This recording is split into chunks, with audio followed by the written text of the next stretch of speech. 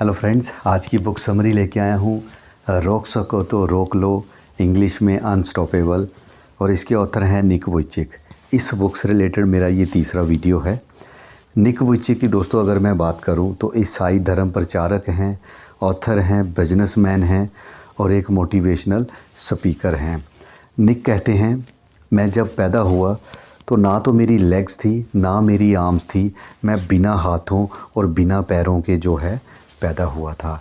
जब मैं धीरे धीरे बड़ा होने लगा तो मैंने अपना जो है कंपैरिजन दूसरे लोगों के साथ करना शुरू किया, जिसके चलते मेरे अंदर जो है अपने प्रति एक बड़े नकारात्मक विचार आना शुरू हो गए। और इन नकारात्मक विचारों के चलते मैंने कई बार अपने जीवन में अपने आप को ख़त्म करने की, जिसे हम कहते हैं आत्महत्या करने की कोशिश की। फिर धीरे धीरे मुझे एहसास हुआ, मेरा भगवान के प्रति जो है आस्था बढ़ी, विश्वास बढ़ा। मुझे एहसास हुआ कि अगर भगवान ने मुझे इस धरती पर भेजा है तो डेफ़िनेटली किसी उद्देश्य के लिए भेजा होगा। भगवान कभी भी किसी को ऐसे नहीं भेज सकते। तो जब मेरी भगवान के प्रति आस्था बढ़ी तो मैं जीवन में जो है मैंने आगे बढ़ना शुरू किया। अब मेरे चाहे हाथ नहीं हैं, पैर नहीं हैं, लेग्स नहीं हैं, आर्म्स नहीं है, बट आप जब भी मुझे देखोगे मैं आपको हमेशा मुस्कुराता हुआ नज़र आऊँगा। कभी आपको मेरा उदास चेहरा नज़र नहीं आएगा, क्योंकि मैं ये मानता हूँ कि भगवान ने अगर मुझे धरती पर भेजा है, मैं भगवान की बनाई चीज़ हूँ, मैं किसी से कम कैसे हो सकता हूँ। तो फ्रेंड, आज के वीडियो में हम बात करेंगे, जब हमारे जीवन में मुश्किलें आती हैं, संकट आता है कोई, उस समय हमें समझ ही नहीं आता कि हम इस समस्या से बाहर कैसे आएँ।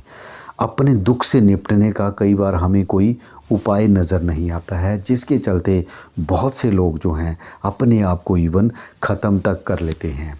तो आज की वीडियो में हमें जो निक बता रहे हैं, भीतर के जो हमारे संघर्ष होते हैं, मुश्किल समय में जो हमारा नकारात्मक थॉट प्रोसेस होता है, उसको कैसे सही ढंग से हम हैंडल करें, सो दैट हम प्रॉब्लम को हराकर एक विनर बनकर बाहर आएँ। यहाँ पर वो हमारे साथ एक बड़ा शॉकिंग डाटा जो है शेयर कर रहे हैं। आत्महत्या की कोशिश और आत्महत्या से मरने वालों के आंकड़े आसानी से उपलब्ध हैं और वह अपने आप में चौंका देने वाले हैं। हर साल अंदाज़न इस धरती पर 1 मिलियन जो लोग हैं खुदकुशी कर लेते हैं। मतलब 10 लाख लोग जो हैं हर साल अपने जीवन में प्रॉब्लम के चलते अपने आप को ख़त्म कर लेते हैं।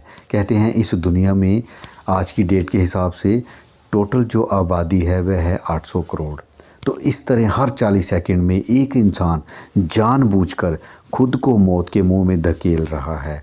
15 से 24 साल के लोगों के बीच मौत के कारणों की अगर बात की जाए तो आत्महत्या तीसरा प्रमुख कारण बन गई है। और पिछले 45 वर्षों के दौरान आत्महत्या की दर जो है 60% बढ़ी है। ये दावा विश्व स्वास्थ्य संगठन का है। ये बुक दोस्तों आई थिंक 2017 के आसपास लिखी गई है। मानसिक स्वास्थ्य विशेषज्ञों का कहना है कि जो लोग खुद को शारीरिक तौर पर नुकसान पहुंचाकर या अपने शरीर को काटकर चोट पहुंचाते हैं, वे खुद को मारने की कोशिश नहीं कर रहे होते, पर अक्सर वे खुद को इस खतरे के हवाले कर देते हैं। जो लोग खुद को नुकसान पहुंचाते हैं वे अक्सर अपनी गहन भावनात्मक पीड़ा से बचना चाहते हैं। उन्हें लगता है कि उनके पास अपने दुख से निपटने का कोई उपाय नहीं है। जो लोग आत्महत्या की घातक प्रवृत्ति के शिकार होते हैं, उन्हें अक्सर यही लगता है कि उनके जीवन का कोई उद्देश्य नहीं है, जहाँ उनके जीवन में कोई मायने नहीं रहे हैं। उन्हें लगता है कि उनके आने वाले कल के लिए कोई आस नहीं है, क्योंकि वह किसी टूटे हुए संबंध, स्वास्थ्य संबंधी कारण, किसी प्रियजन से वियोग, जहाँ असंभव दिखाई देने वाली चुनौतियों से घिरे हुए हैं। हम में से सभी अपने अपने अनूठे बोझों तले दबे हैं। मैं समझ सकता हूँ कि आस या उम्मीद के बिना जीना कैसे होता है। नकारात्मक सोच और मनोभाव आपको भावुक करते हुए आपकी दृष्टि बदल सकते हैं। अगर आप उन्हें अपने भीतर आने से नहीं रोकते तो आपको खुद को चोट पहुंचाने के सिवाय कोई और उपाय नहीं दिखेगा। अब दोस्तों हम बात करेंगे कि निक हमें यहाँ पर क्या सजेशन दे रहे हैं कि जब हम जीवन में निराश हैं, नाउम्मीद हो चुके हैं, ऐसे लग रहा है सब कुछ ख़त्म है, इस समस्या से बाहर आने का कोई रास्ता नहीं है, गलत गलत जो विचार हैं अगर दिमाग में चल रहे हैं, तो दो बातें वो हमें बताते हैं और ये बड़ी प्रैक्टिकल हैं दोस्तों। एक तो है कि आप ये याद रखें कि कोई ना कोई आपका फैमिली मेम्बर होगा, कुछ ऐसे लोग आपके जीवन में होंगे जो आपसे प्यार करते होंगे, तो आप उनके बारे में ज़रूर सोचें कि अगर हम कुछ गलत करते हैं तो उन लोगों का क्या होगा। और दूसरा जो स्टेप है दोस्तों, मैंने खुद इस स्टेप को अपने जीवन में प्रैक्टिकल अप्लाई किया है और वह स्टेप है सच्चे दिल से भगवान का नाम लेना, सच्चे दिल से प्रार्थना करना, सच्चे मन से जो है भगवान से मदद मांगना, भगवान के ऊपर आस्था रखना।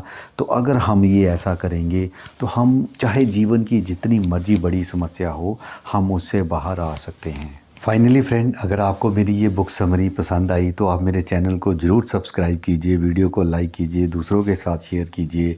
मैं रेगुलरली इस तरह का कंटेंट अपने चैनल पे दे रहा हूँ। आपने वीडियो देखा, थैंक्स फॉर वॉचिंग।